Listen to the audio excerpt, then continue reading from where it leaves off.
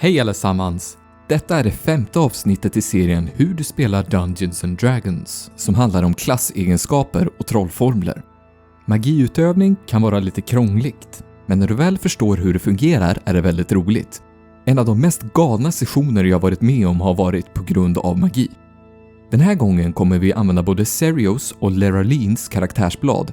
Du kan ladda ner dem från beskrivningen, men du behöver inte öppna dem för jag kommer visa dem i klippet.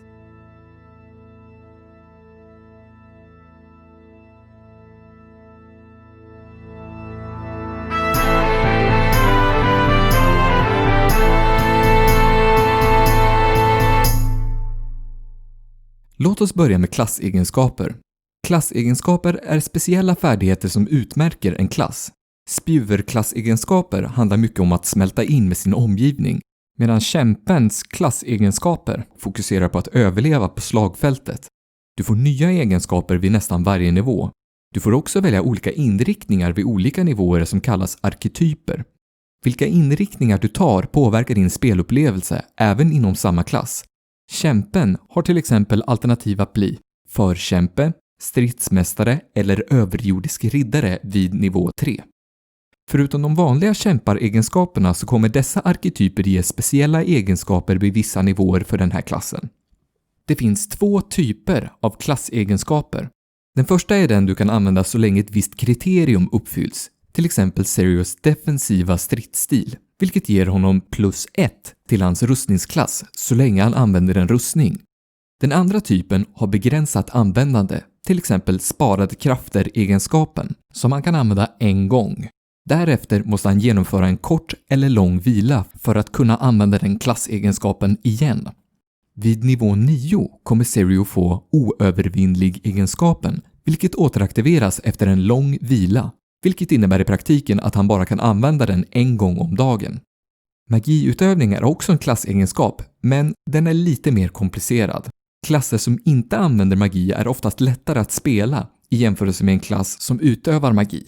Jag rekommenderar nya spelare att börja med en av följande klasser: barbar, kämpe, munk eller spjuver. Men 2/3 av alla klasser i D&D har magiutövande egenskaper och de kan vara en väldigt stor del av klassen. Du kommer inte kunna spela sådana klasser effektivt om du ignorerar magin i dem. Så låt oss utöka dina val genom att titta på magiutövning.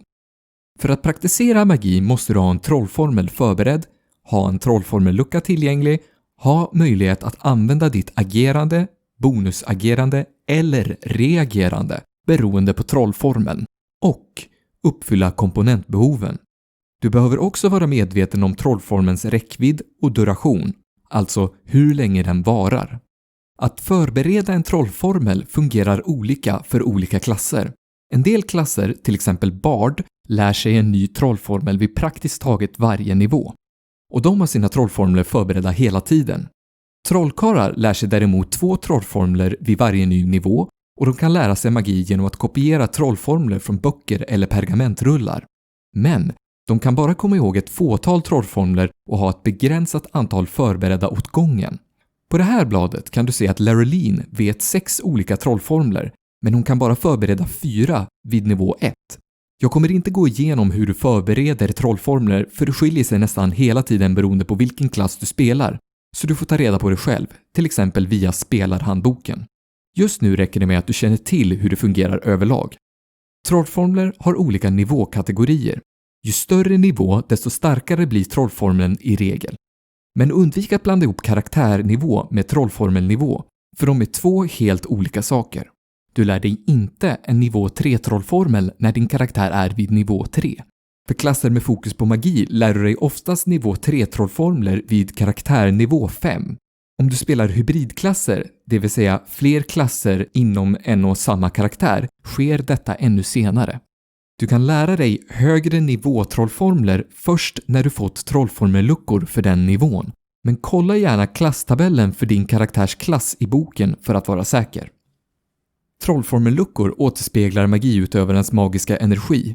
Du kan kasta en trollformel så länge du har en motsvarande trollformellucka ledig. För att kasta en trollformel behöver du alltså ha minst en motsvarande trollformellucka ledig, förutom de övriga sakerna som vi ska gå igenom. För att kasta nivå 1-trollformler behöver du nivå 1-trollformel-luckor. För nivå 2-trollformler behöver du nivå 2-trollformel-luckor och så vidare. Du kan inte använda en lägre trollformel-lucka för att kasta en trollformel med högre nivå, men du kan däremot använda en högre trollformel-lucka för att kasta en trollformel som har en lägre nivå. Beroende på vilken trollformel du använder kan ett sådant val till och med förstärka trollformelns egenskaper. Till exempel, nivå 1-trollformeln Brinnande händer utgör en extra D6 i skada för varje trollformel-lucksnivå som är större än nivå 1. Om Lerelin använder en nivå 3-trollformel-lucka och kastar brinnande händer utdelar hon alltså 3 D6 plus 2 extra D6 i eldskada. Vid nivå 1 har trollkarlar bara 2 nivå 1-trollformel-luckor. Du kanske tror att du kommer få slut på magi rätt fort, men turligt nog har du dina cantrips. Cantrip är en enklare trollformel som inte har något motsvarande namn på svenska, men du kan se dem som nivå 0-trollformler. En fördel med cantrips är att du inte behöver några trollformel-luckor för att kasta dem, så du kan använda dem så många gånger du vill. Vissa trollformler och cantrips, till exempel eldvigg, ökar i kraft när du går upp i nivå. Nivån som nämns här refererar till karaktärnivå. Observera att antalet skadetärningar ökar även om Lerelin multiklassar. Vissa trollformler som identifiera har ritualmarkeringen. Det innebär att om du har klassegenskapen att utföra ritualer kan du spendera 10 minuter att kasta trollformen. Om du gör det kan du kasta trollformen utan att förbruka en trollformel-lucka, men då kastar du trollformen vid lägsta möjliga nivå. Här kan du se hur lång tid det tar att utföra trollformen.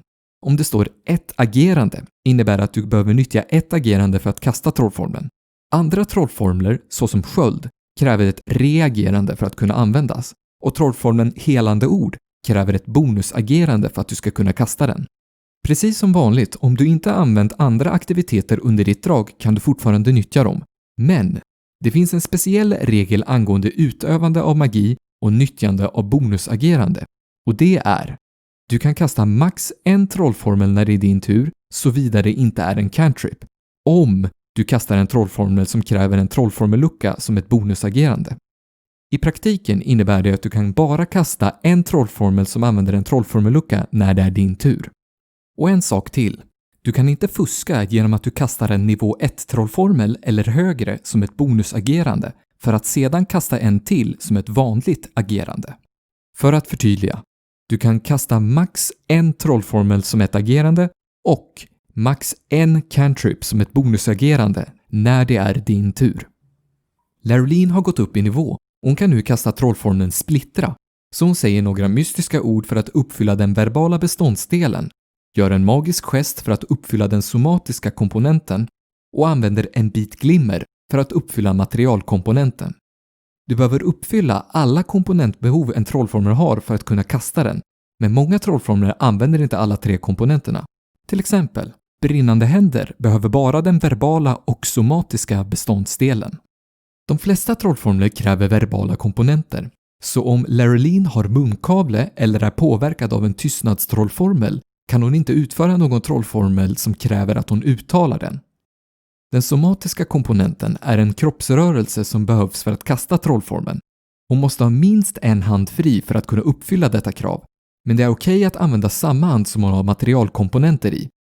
Trollformeln splittra kräver en bit glimmer, men hon kan också använda ett magiskt föremål istället för materiella föremål. Som magiker kan Lerelin använda arkanisk fokus, det vill säga ett föremål för att kanalisera sin magi med, till exempel en trollstav. Om du spelar en klärk som Grant här använder du en helig symbol, men arkanisk fokus kan inte ersätta alla materiella komponenter.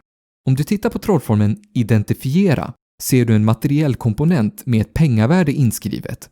När du ser saker med pengavärden i trollformler innebär det att du måste ha den saken för att kunna kasta trollformeln.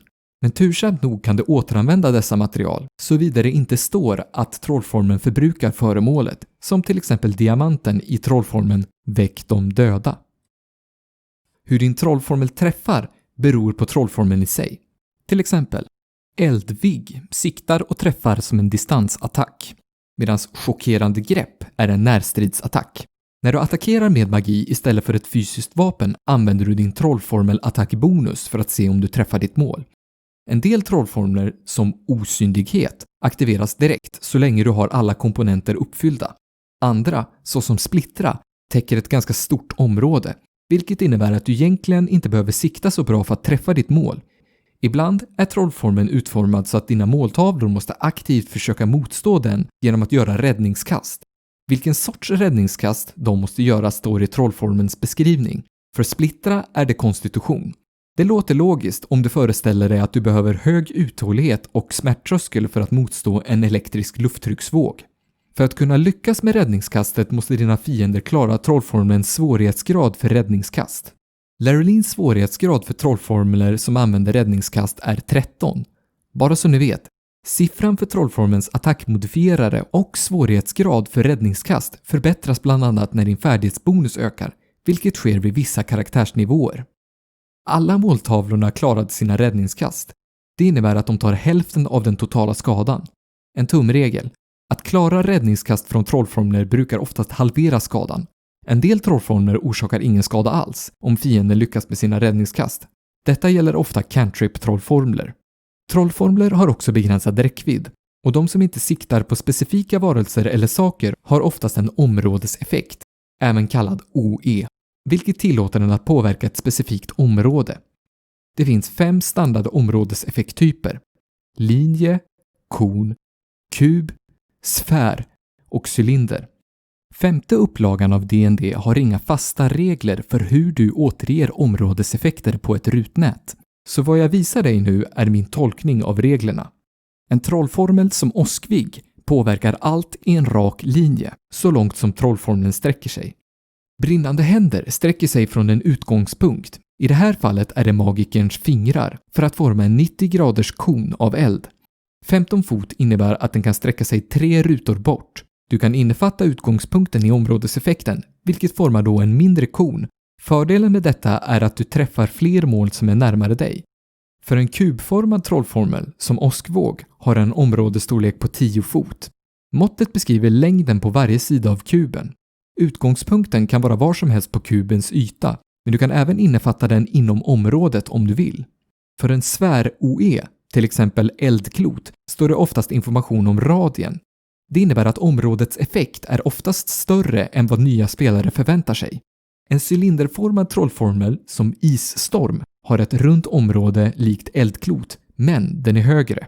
Sådana trollformler är användbara att träffa mål vertikalt. Vissa trollformler, till exempel dimslöjor, kan vara upp till 1 timme så länge magikern behåller koncentration. När en magiker koncentrerar sig kan den kasta andra trollformler, men då kan den karaktären bara koncentrera på en trollformel åt gången. Så om Leralin kastar ytterligare en trollformel som kräver koncentration kommer de förlora koncentration för den tidigare trollformeln och avsluta den tidigare. Och en sista sak om trollformler. Samma trollformler från olika magiker kan inte staplas ovanpå varandra. Om du försöker med detta kan du bara få fördel från den mest kraftfulla trollformen. Till exempel, om trollformen magiskt vapen kastas med en nivå 2 trollformellucka ger den +1 till ett vapens attack och skada. Den ger +2 om trollformeln kastas med en nivå 4 trollformellucka. När dessa 2 trollformler är aktiva får Sirio bara den starkare trollformelns bonus, +2. Som du ser är magiutövning ganska komplicerat. De flesta spelledare kan inte komma ihåg alla trollformler och deras effekter. Så ansvaret ligger på dig som spelar en klass med magi att berätta för spelledaren vad dina trollformler gör. Ha alltid med dig din bok som referens och för att underlätta spelflödet. Förutom att säga trollformens namn bör du också säga räddningskasttypen, trollformens svårighetsgrad för räddningskast och annan viktig information. Till exempel, jag kastar brinnande händer med en nivå 2 trollformellucka. Gör ett smidighetsräddningskast med svårighetsgrad 13. Och för att vara tydlig, att fuska genom att ljuga vad din trollformel gör är extremt tabu. Men alla gör ärliga misstag emellanåt. Så försök spela en magiutövare. Det är lite kämpigt att lära sig i början, men med viss ansträngning kommer ofta stor tillfredsställelse. Nästa avsnitt kommer handla om hur du skapar din egna karaktär. Och till er som nyligen har upptäckt den här kanalen, klicka på prenumerera-knappen så ni inte missar något. Roger över, Roger ut.